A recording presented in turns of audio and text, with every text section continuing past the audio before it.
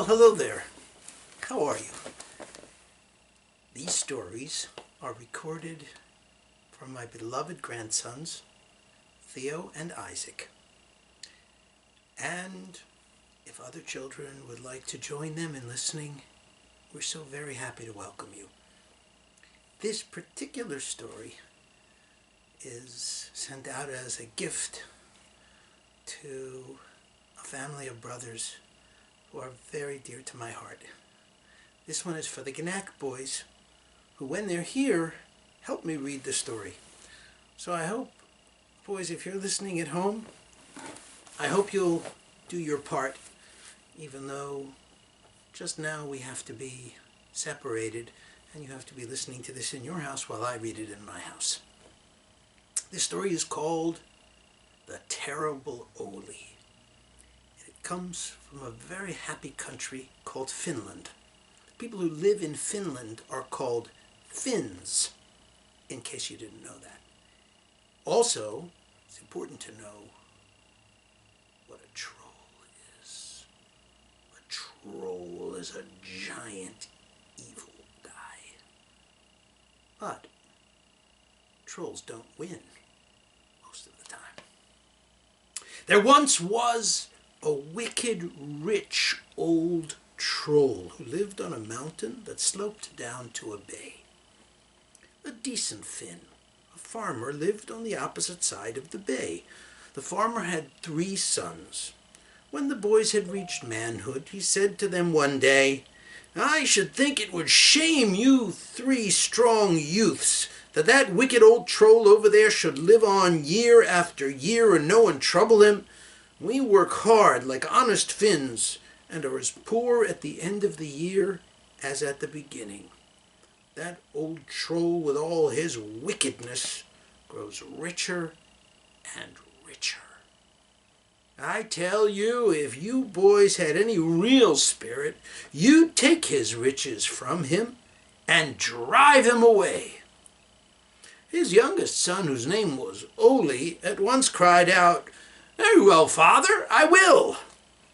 But the 2 older brothers, offended by Olli's promptness, declared, "You'll do no such thing. Don't forget your place in the family. You're the youngest, and we're not going to let you push us aside. Now, father, we too will go across the bay and rout out that old troll. Olli may come along if he likes and watch us while we do it."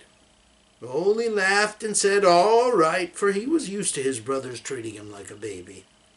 So in a few days, the 3 brothers walked around the bay and up the mountain and presented themselves at the troll's house. The troll and his old wife were both at home. They received the brothers with great civility. That means they were polite. "You're the sons of the Finn who lives across the bay, aren't you?" the troll said. "I've watched you boys grow up, and I'm certainly glad to see you, for I have 3 daughters who need husbands. Marry my daughters, and you'll inherit my riches." The old troll made this offer in order to get the young men into his power. "Be careful," Olli whispered, but the brothers were too delighted at the prospect of inheriting the troll's riches so easily to pay any heed to Olli's warning. Instead, they accepted the troll's offer at once. Well, the old troll's wife made them a fine supper, and after supper the troll sent them to bed with his 3 daughters. But first he put red caps on the 3 youths and white caps on the 3 troll girls. He made a joke about the caps, a red cap and a white cap in each bed, he said. The older brothers suspected nothing and soon fell asleep. Olli too pretended to fall asleep, and when he was sure that none of the troll girls were still awake, he got up and quietly changed the caps. He put the white caps on himself and his brothers, and the red caps on the troll girls. Then he crept back to bed and waited. Presently the old troll came over to the beds with a long knife in his hand. There was so little light in the room that he couldn't see the faces of the sleepers, but it was easy enough to distinguish the white caps from the red caps.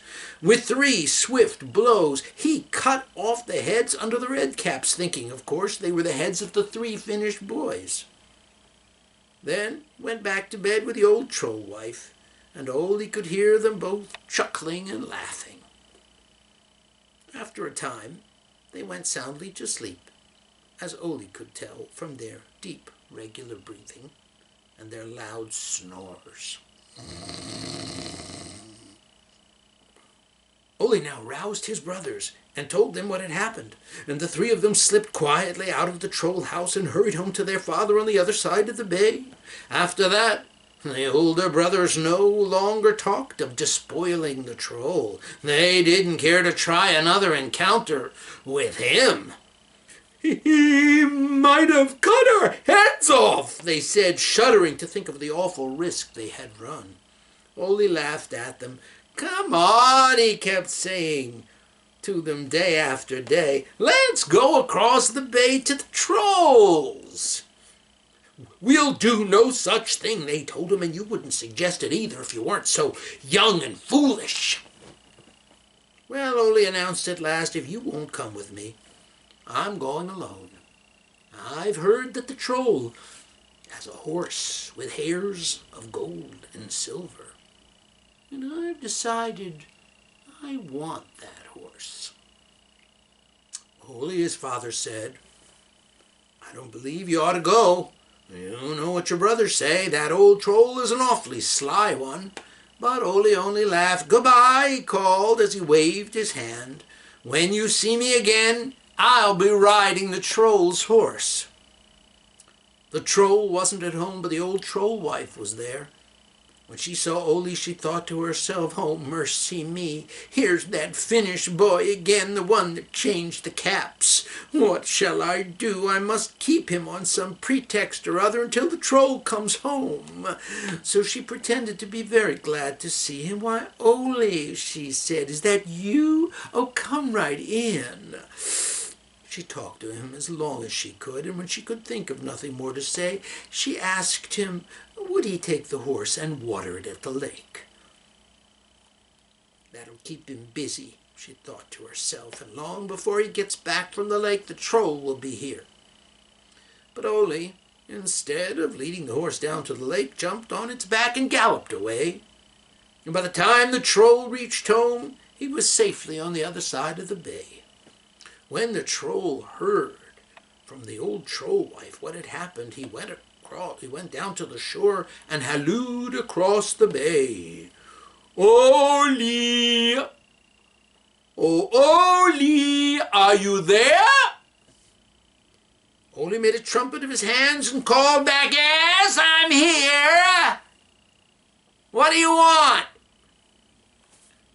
"Olli, have you got my horse?" "Yes, I've got your horse, but he's my horse now." "Olli, Olli," his father cried, "you mustn't talk that way to the troll. You'll make him angry." And his brothers, looking with envy at the horse with gold and silver hairs, warned him sourly, "You better be careful, young man, or the troll will get you yet." A few days later, Olli announced, "I think I'll go over and get the troll's money back."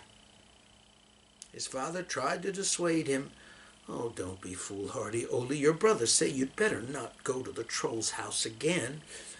But Olli only laughed and started gaily off as though he hadn't a fear in the world. Again, he found the old troll wife home alone.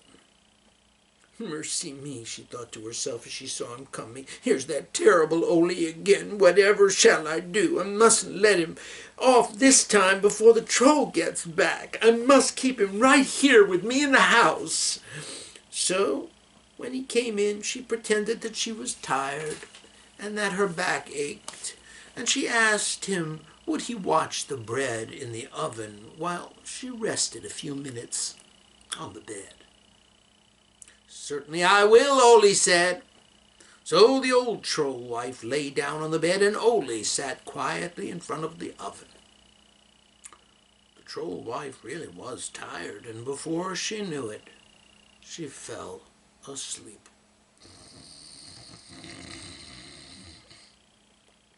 Just like that.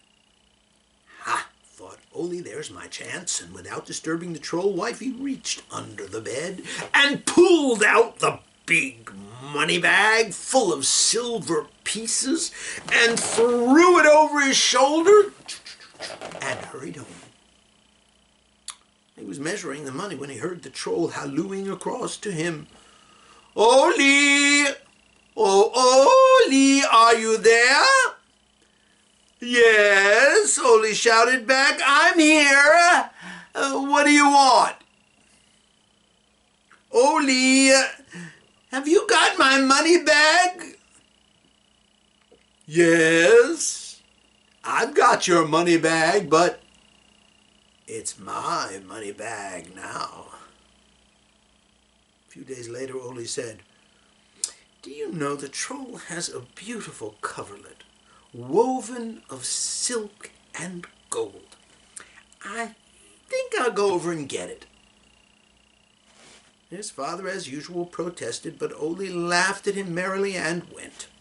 He took with him an auger and a can of water. I have to explain to you what an auger is. An auger is a sharp instrument that you use to poke holes, like poking holes in leather when you want to make holes in a belt so you can buckle it.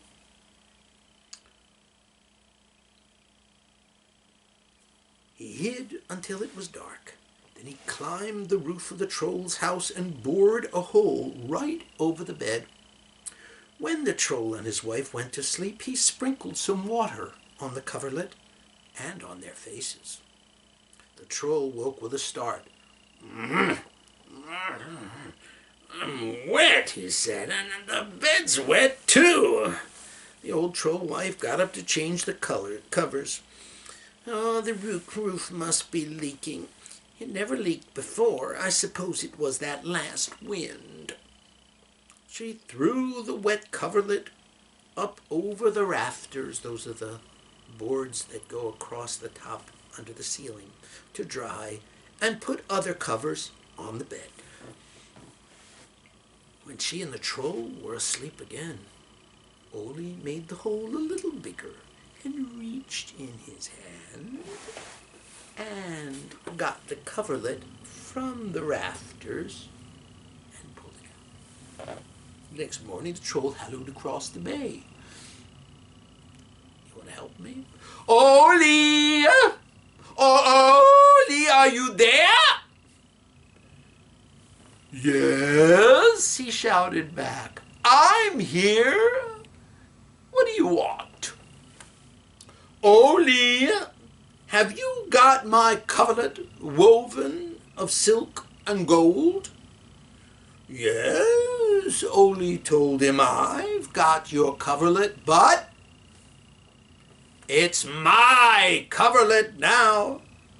A few days later, Olli said, "There is still one thing in the troll's house that I think I ought to get. It's a golden bell. If I get that golden bell, then there will be nothing left that had better belong to an honest Finn." So he went again to the troll's house, taking with him a saw and the auger. Remember the auger that drills holes?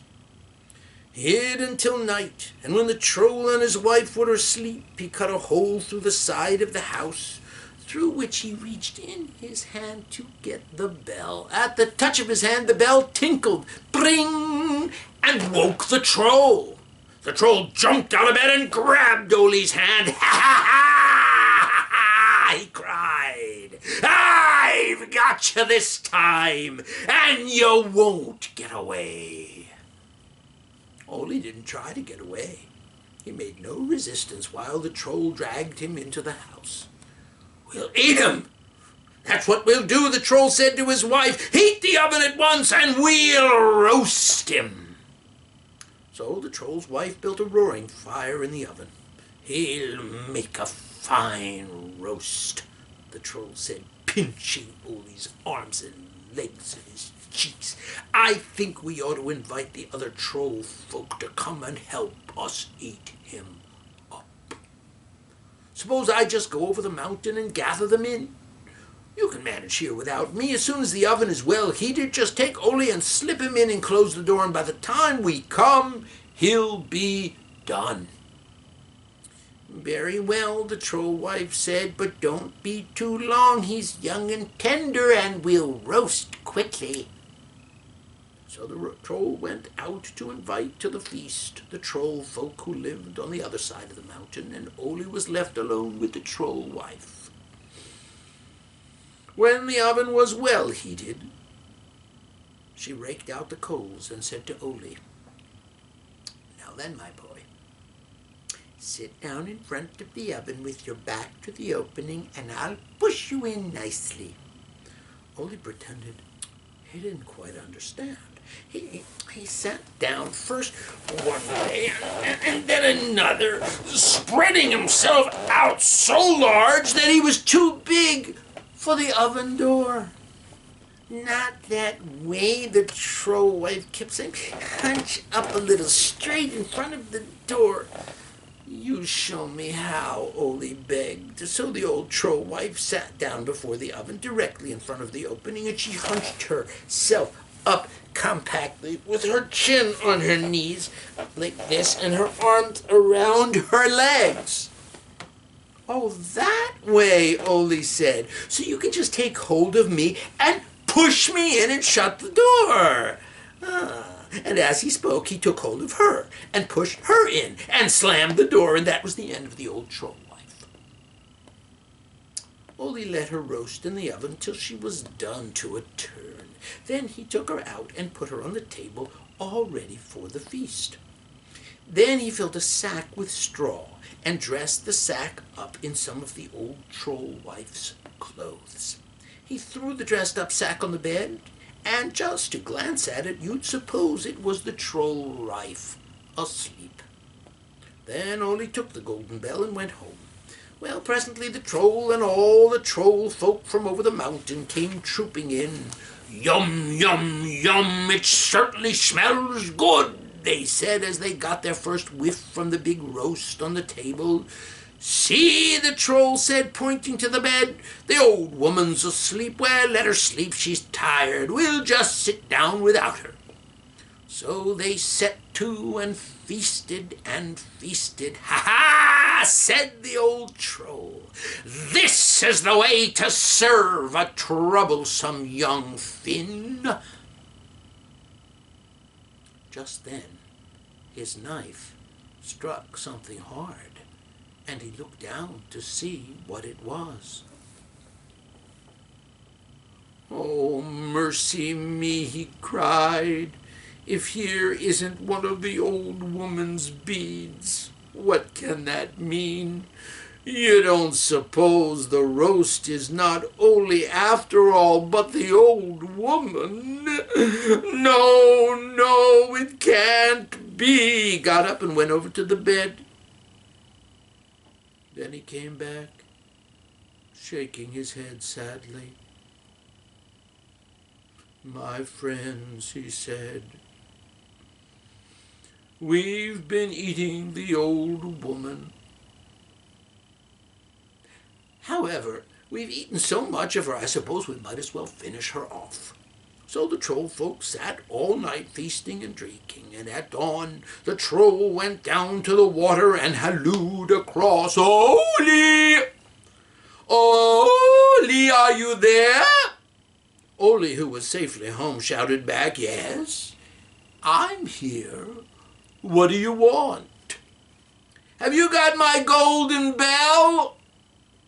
"Yes, I've got your golden bell, but..." Help me, children. It's my golden bell now. One more thing, Olli. Did you roast my old woman?" "Your old woman?" Olli echoed. "Look, Is that she? Olli pointed at the rising sun which was coming up behind the troll. The troll turned and looked. He looked straight at the sun, and then, of course, he burst. Because that's what happens when trolls look at the sun. So that was the end of him. Well, after that, no other troll ever dared settle on that side of the mountain. They were all too afraid of the terrible Olli. I hope you enjoyed that story, kids. That's the story that my father Zelig used to read to us, and we never could get quite enough of it. I hope you'll come back for some more stories. Keep well.